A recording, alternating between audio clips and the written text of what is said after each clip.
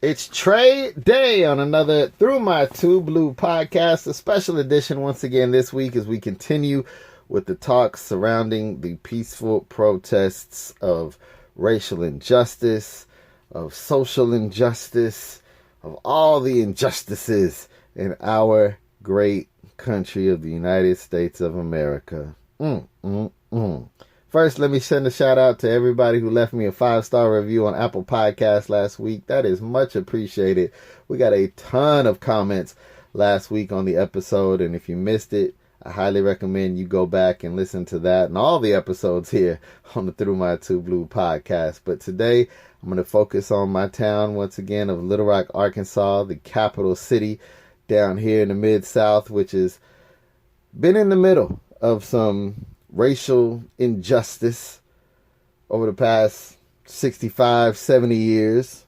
Of course, we were the first spot where federal troops came in to first block kids from entering schools and then help them. I did a post this week on my Twitter and I got a lot of pushback on it. And usually I don't respond to just, random folks who have a problem with what I'm saying. But when they're totally incorrect, I have to check them. I have to get them. You can follow me on Twitter at everydayallday. That's everydayallday. So somebody posted where the Arkansas National Guard was blocking the entrance to the Capitol because the peaceful protesters were walking from the governor's mansion back to the state capitol. And so they lined up and wouldn't let people enter the Capitol grounds, they being the Arkansas National Guard.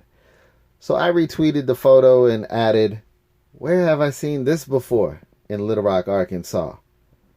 And then I got all kinds of hate tweets from all over the place. I'm used to hate mail. I'm a white dude on a black radio station. I've gotten death threats before, all right? That's cool. I don't have no problem with it. But when you're factually wrong, I gots to get ya. Gots to check ya.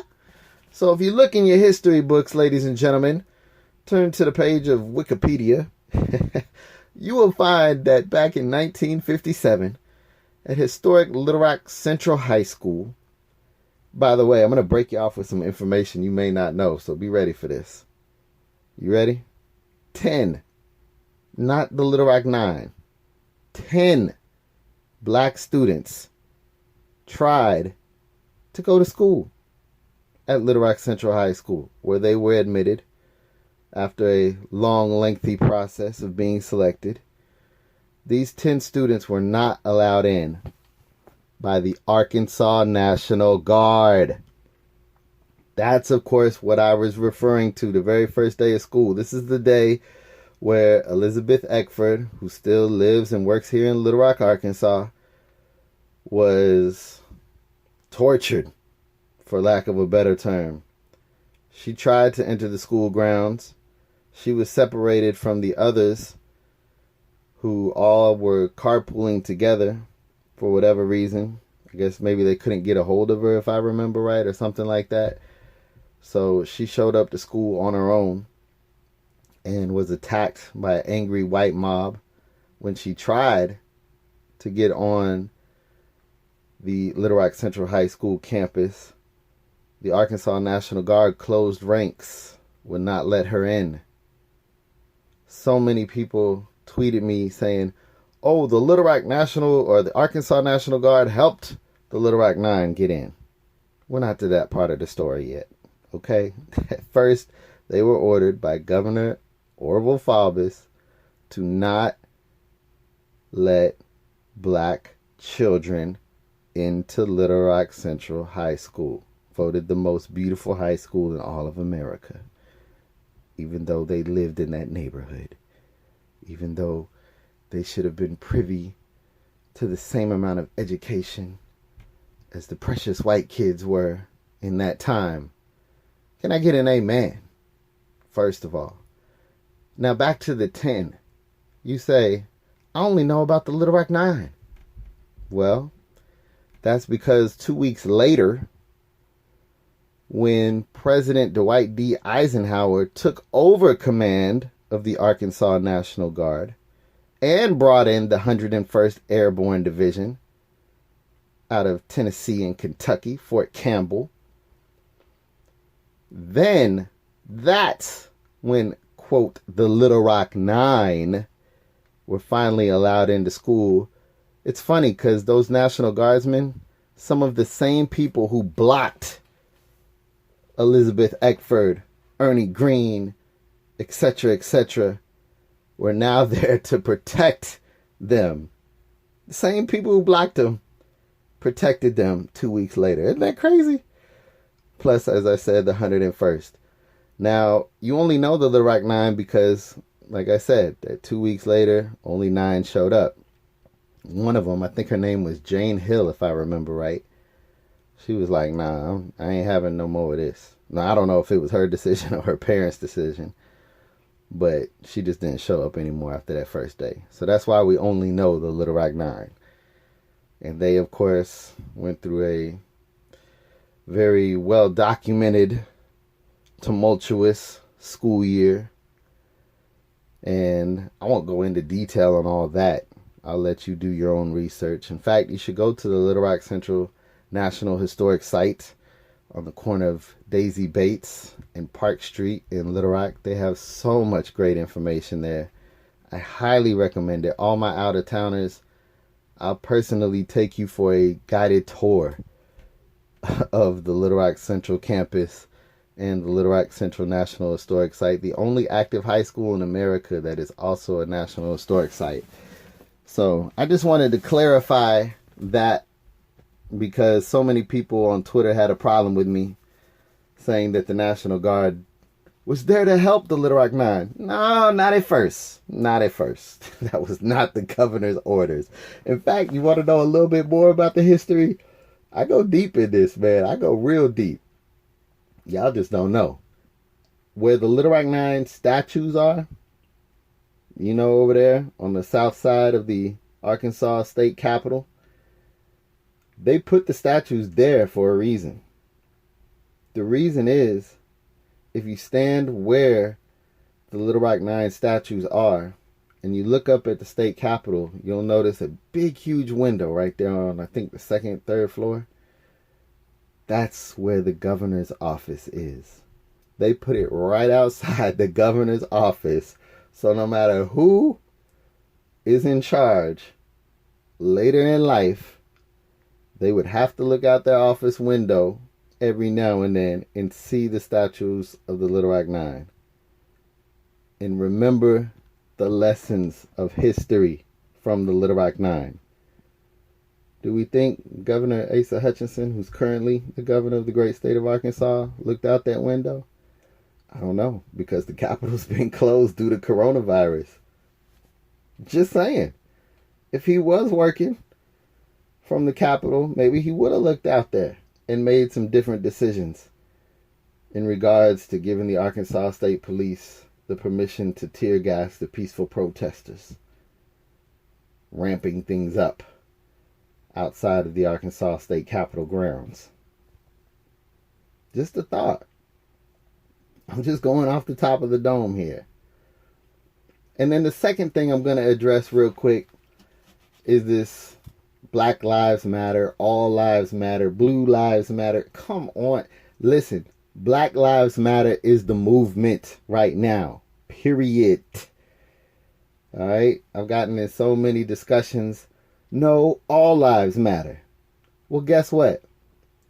All lives cannot matter until Black Lives Matter. Can I get a hallelujah? All lives cannot matter unless Black Lives Matter. Black Lives Matter didn't say just Black Lives Matter. No. They just letting you know that Black Lives Matter. Black people are the ones being discriminated against all over the United States. And it's not just in this current day. It's been like that since the founding of this country. And I think people are sick and tired of being sick and tired. You know what I'm saying? So all of my peaceful protesters, shout out to you, but don't tell me if you're coming in from the outside that all lives matter. Yes, your life matters as well. My life matters as well. Everybody's life matters as well. Well, then how come black lives don't matter when it comes to police brutality? I haven't seen a conviction of one yet that was charged with first, second degree murder. They all gotten off, as I mentioned last week in the Eugene Ellison case. There was no prosecutions. I think the city of Little Rock ended up settling out of court for a wrongful death lawsuit for under $1 million with the Ellison family, if I'm not mistaken. But there was no jail time served, even though it was a straight up murder, in my opinion, and many others. Just like the killing of George Floyd, straight up murder. You ain't have to do him like that, man. For a fake $20 bill, allegedly, to buy cigarettes? All that had to go down? Come on, man. The list goes on and on and on as well. You know, it's much more than just George Floyd, much more than just Eugene Ellison. So that's why it's important that we say, in this current day and time, Black Lives Matter. If you say Blue Lives Matter, I've heard that this week as well. Blue Lives Matter, then that means you don't have a problem with the All Lives Matter statement, right? You just have a problem with the word black. I'm sorry, if you saying all lives matters and Black Lives Matters bothers you, so you're like, Blue Lives Matter, why can't you say Black Lives Matter? You got a problem with the word black? I'm just saying. Just do a little research, have a little empathy, put yourself in other people's shoes and really think. I have to have conversations with my kids. All right? They're black. We have to have conversations about race, how to deal with law enforcement, all that kind of stuff. Every day. It's a common conversation in my house. And it shouldn't be like that. We should be to a point now in 2020 where we can know that nobody has a choice of the color of their skin.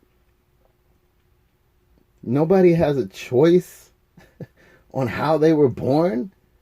Maybe they were born with a disability or whatever. Why are you holding anything against anybody that they didn't have a choice over?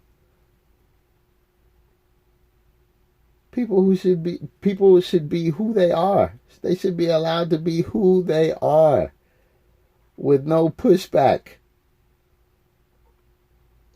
Y'all gonna get me started for real. I'm gonna start quoting some Jane Elliott stuff.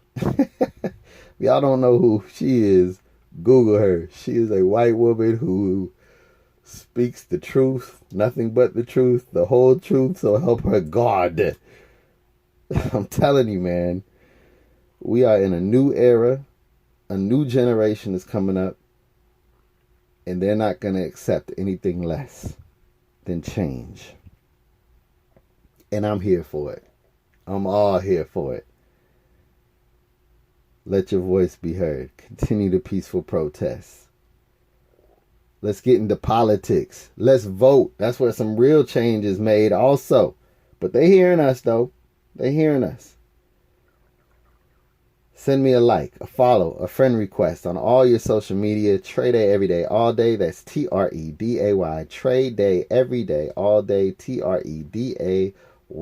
Also, you can follow all the Through My Two Blue accounts on Facebook, Twitter, Instagram. Through My Two Blue. Of course, the official website is throughmy2blue.com. Every Tuesday, we drop a new podcast. And like I said at the beginning of the show, thank you. A special shout out to everybody who's giving us a 5-star rating on Apple Podcasts. We hope you do as well. I don't know what I'm going to talk about next week. To be honest with you, I have no idea. but I can guarantee you it'll be just as interesting, just as compelling. So I hope you join me then. All right? I'll see you through my Too Blue. Thank you.